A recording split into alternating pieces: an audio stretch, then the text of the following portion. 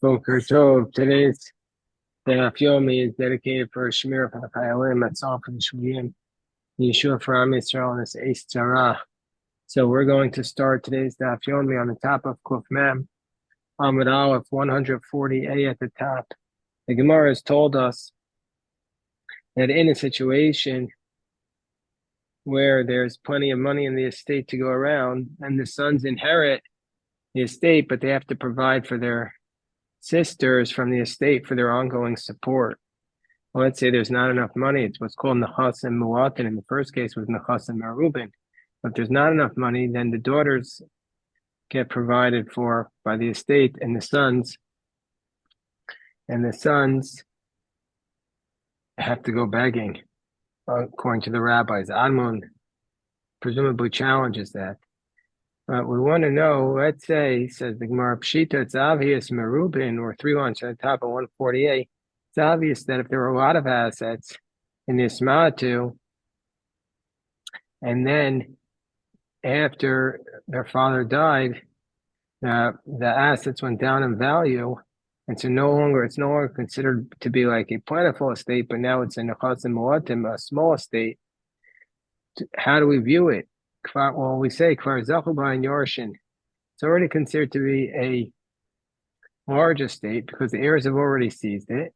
And so therefore, to those circumstances, the estate is divided up as though the boys get the inheritance and they have to support the daughters, but not all straight to the daughters.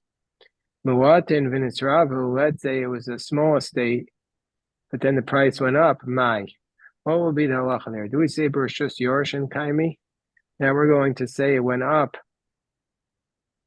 in the domain of the heirs, since it's in the domain of the heirs. Hilkach Bereshus Yorshin Shavuach. So therefore it went up in the domain of the heirs, and the heirs are going to get the increase. Or do we say once the estate is small, we get rid of the heirs and it's just being distributed on the basis of support? So the Gemara says, Tashmad Amar Rabbi Asi, Amar Rabbi Yochanan. Let's try and answer this from the case that we learned, where it states as follows. It says, Amar Rabbi Asi, Amar Rabbi Yochanan. Yesomin shekadmu umachro b'nechasim muatim asher machro machro.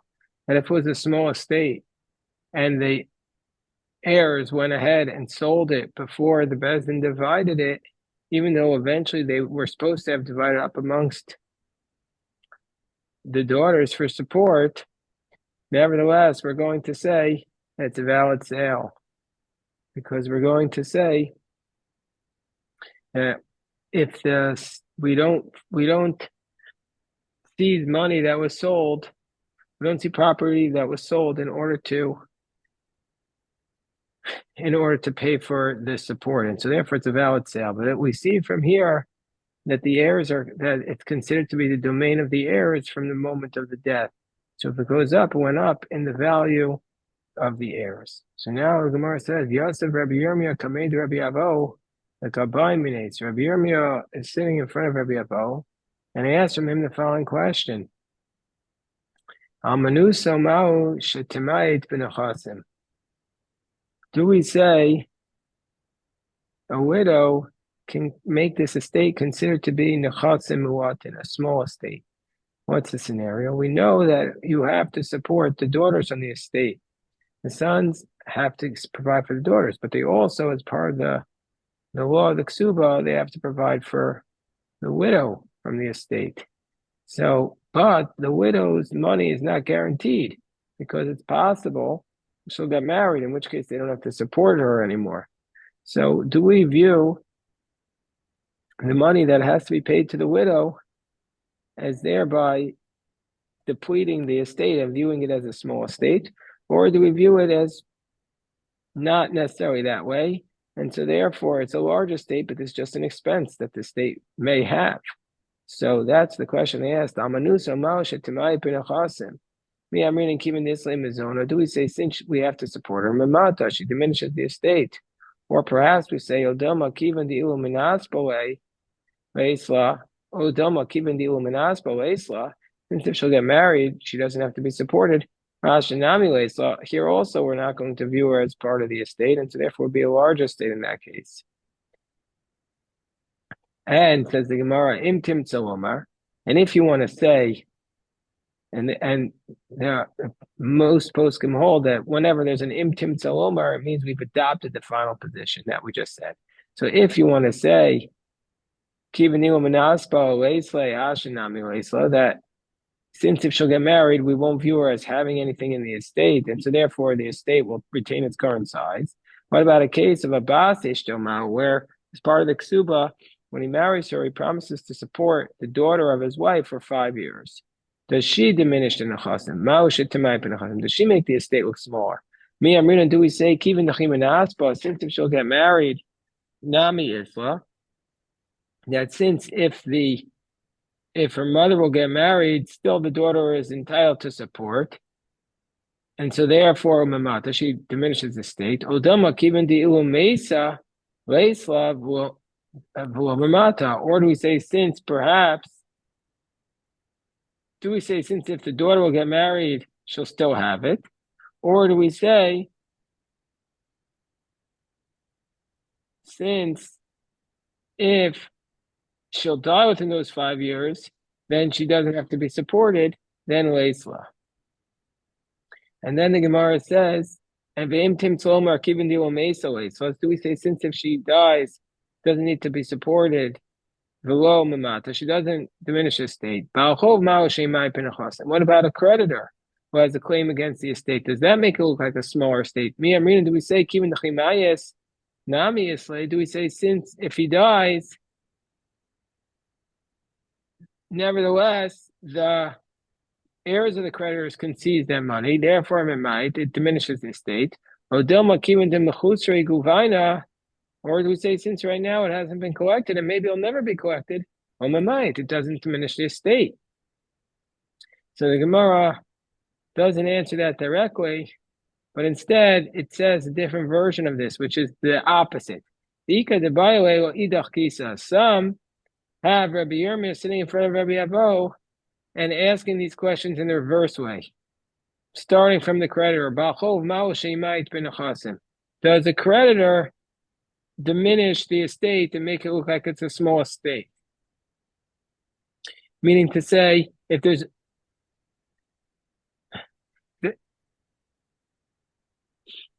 the creditor diminish the estate? And the two sides of it are as follows. Do we say since if he would collect the money, since we say he hasn't collected the money, therefore it hasn't diminished the estate? Or do we say since if he'll die, his heirs can get it, it will diminish the estate? And if you want to answer this question and say that it does diminish the estate, so what about the following case? Bas Ishto, on the top of 140b, the daughter of the widow. Will she diminish the estate? Do we say that since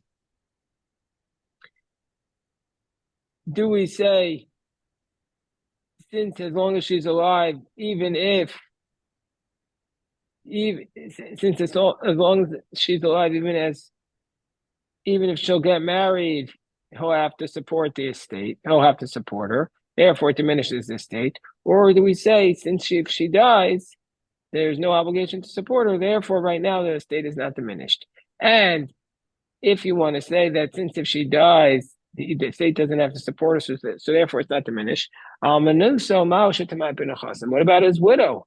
Do we say, since if she gets married, do we say as long as she doesn't get married, he has to support her, and so therefore diminishes the estate? Or do you say since if she gets married or she'll die, he'll be exempt, so therefore it does not diminish the estate? And also, if you want to say that, and if you want to say she does diminish the estate, well, if that's the case, Almanusa Ubas, somebody died and left behind a widow and a daughter, and there isn't enough support for both of them. Ezaman Kodemes, which one comes first?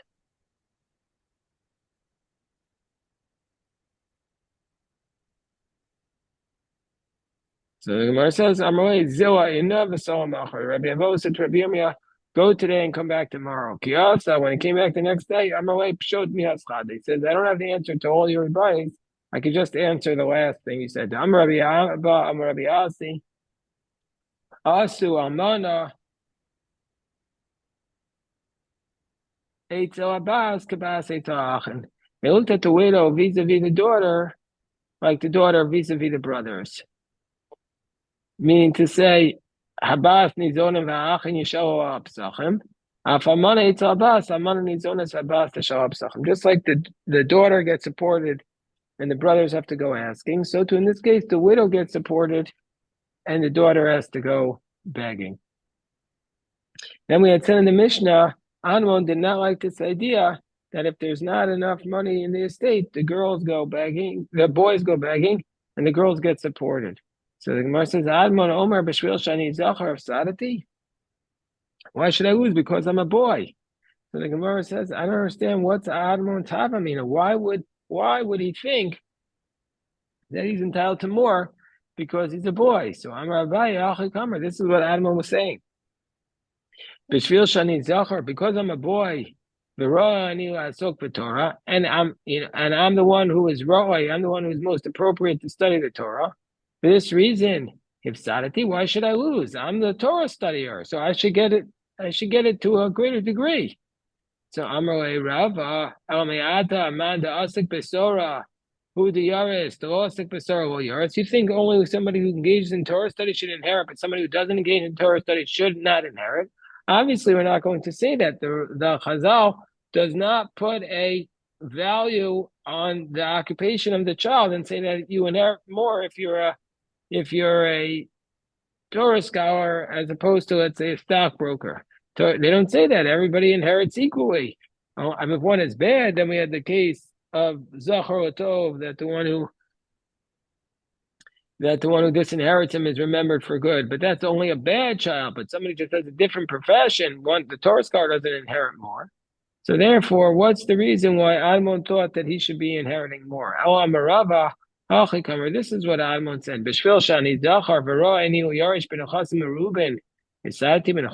And he said, I'm a male. And so I'm supposed to inherit. If there's a lot of assets, I'm supposed to inherit the whole estate. And so there, in this case, when there's less money, why should I lose everything? Doesn't make sense. So now the Mishnah says, let's say a guy died, left behind sons, daughters, and a tumtum. We've studied the tumtum several times in this chapter. A tumtum is a person who is, his gender assignment is not clear at the moment because it was covered up by a membrane. So we're not sure if he's a man or a woman. So Bizman Shanachasim Merubin.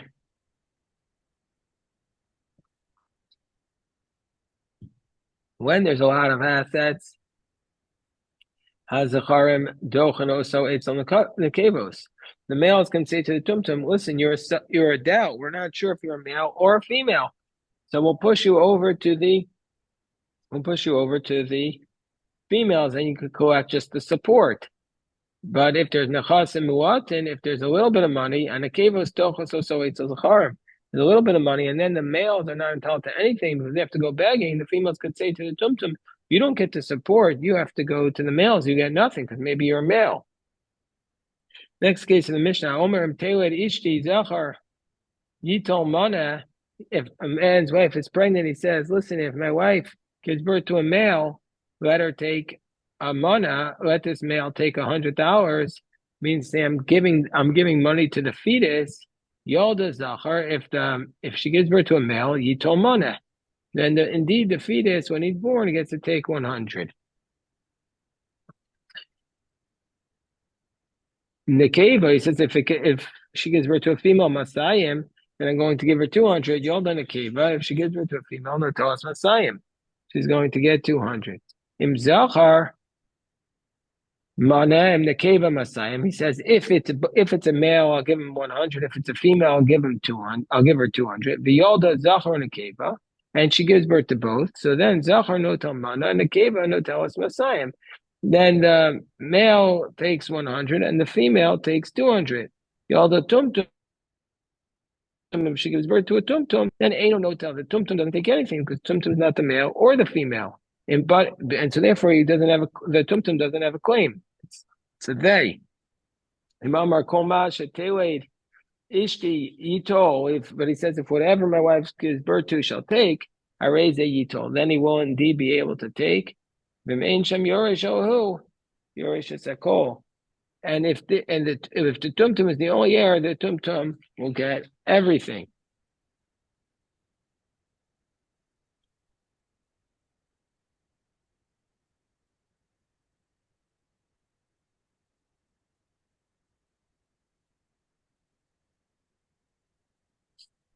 So the Gemara is going to discuss how is he able to give the money to the fetus. So Rav Huna says that somebody tries to give money to a fetus has not acquired it, and he doesn't know who our Mishnah is like. So Rabbi Yochanan on Kuf Mem Beis already explains our Mishnah is talking about an Uber who's a son, and because the person is very close to his son, therefore he can transfer the money to the fetus. And the law is that a Mazaka Uber, that somebody tries to give something to a fetus, does not acquire it. That's only when somebody tries to give it to somebody who's not his son, and so he doesn't really intend to completely give it to him.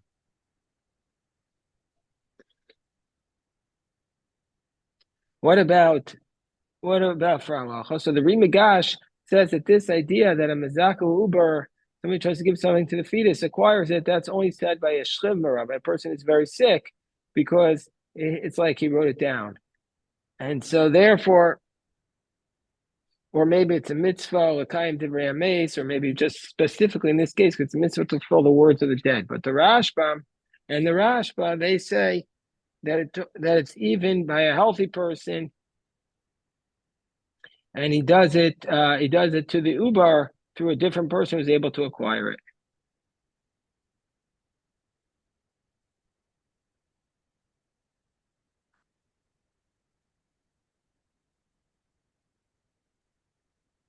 Says the Gemara,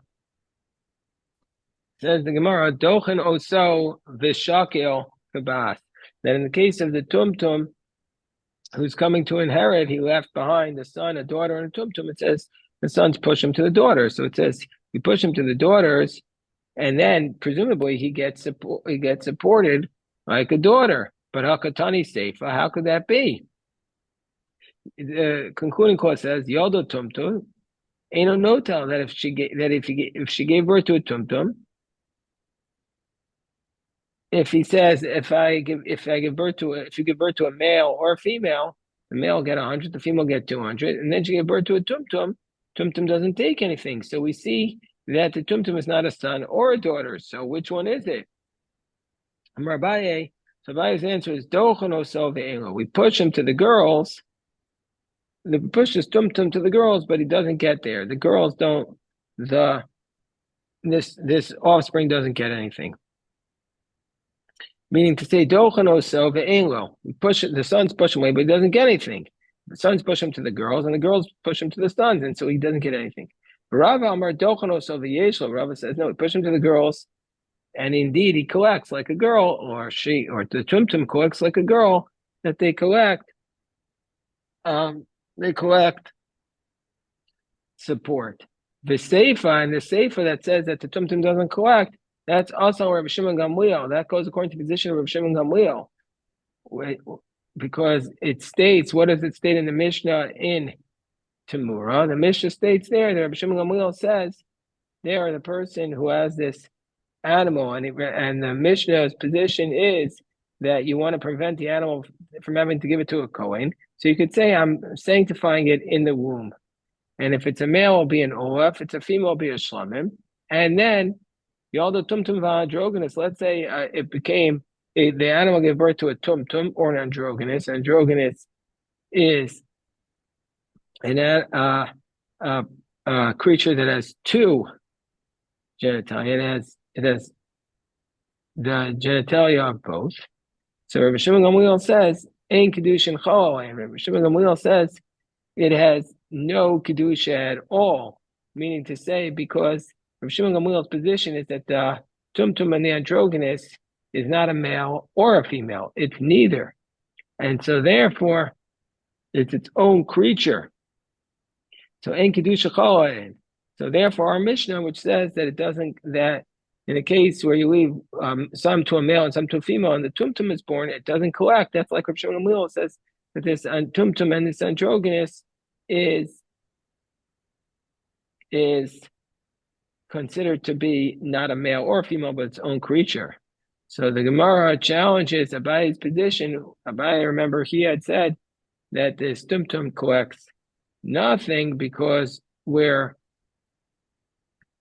not sure if it's a male or a female. So the Gemara says, Meisvei tumtum yorish keben v'nizon kabas. But we have a brisa that says that the tumtum inherits like a son and is sustained like a daughter. Bishlam or Rava, according to Rava, makes sense. When does the tumtum inherit like a son?